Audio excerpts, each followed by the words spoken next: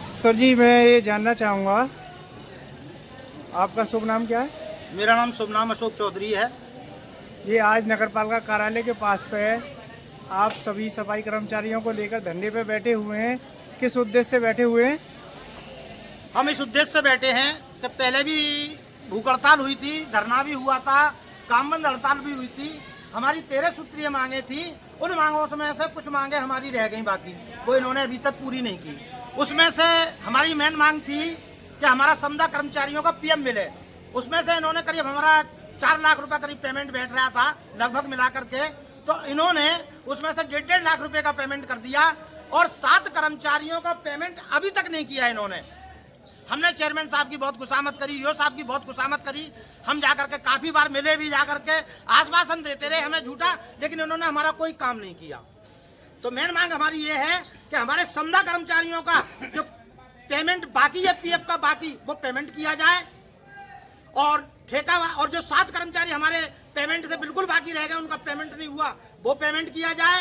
ठेका वालों की वर्दी बाजार में एक परचूनी की दुकान पे एक आदमी काम करता है, उसको भी हफ्ते में 1 दिन की छुट्टी दी जाती है। लेकिन ये कर्मचारी मनमूत्र का काम करते हैं, गूमूत्र साफ करते हैं, शहर की सफाई करते हैं, इनको हफ्ते में कोई छुट्टी नहीं है। इनसे 7 दिन काम 30 दिन काम लेते थे पहले और 26 दिन का वेतन देते थे।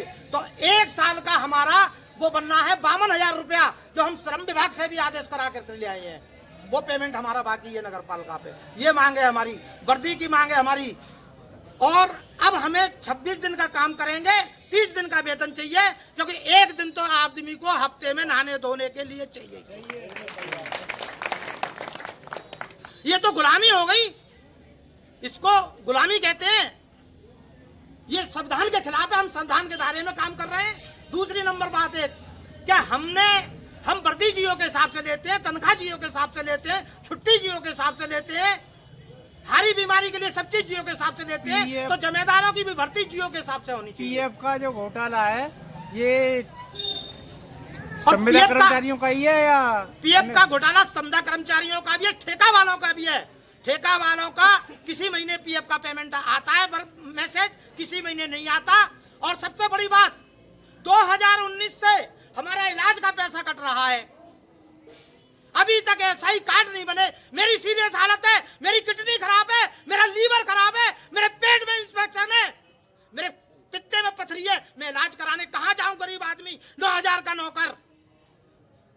जब मेरी जिंदगी यहाँ नगर पालिका में काम करते खराब हुई है, तो सनम हम तो मरेंगे, लेकिन तुम्हें भी लेके मरेंगे। मैं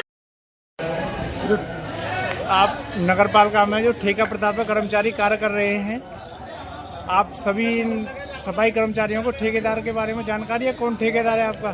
ठेकेदार के बारे में पहले जानकारी नहीं थी, अब हमें ठेकेदार के बारे में जानकारी हुई है। अब आकर के पहले से नहीं थी जानकारी कौन ठेकेदार है।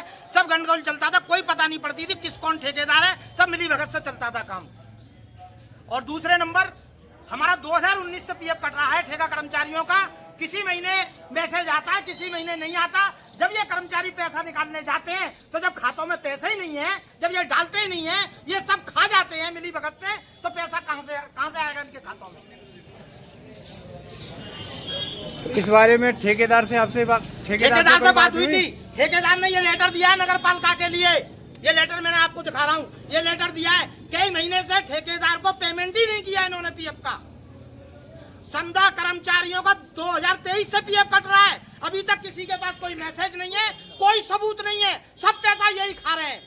इलाज का पैसा कट रहा है हमारा, लेकिन हमारे पास कोई SI कार्ड नहीं, हम इलाज कराने कहाँ? इस बारे में आपकी अधिशासी अधिकारी महोदय से कोई बात हुई? हमारी कई बार बातचीत हो चुकी, कई बार हमने आवाज उठाई, लेकिन झूठा आश्वासन में हाँ कर रहे हैं, चल रही है प्रतिक्रिया, कर रहे हैं, चले। उस चलते चलते में मेरी सीरियस हालत हो गई। अब 9,000 का गरीब आदमी कहाँ इलाज कराने जाऊंगा अपना? तो मैं तो यही इलाज करूंगा गांधी जी की मूर्ति के आगे, भूख हड़ताल करूंगा, यही भूखा मरूंगा और खुद मरूंगा और इन्हें भी लेके मरूंगा।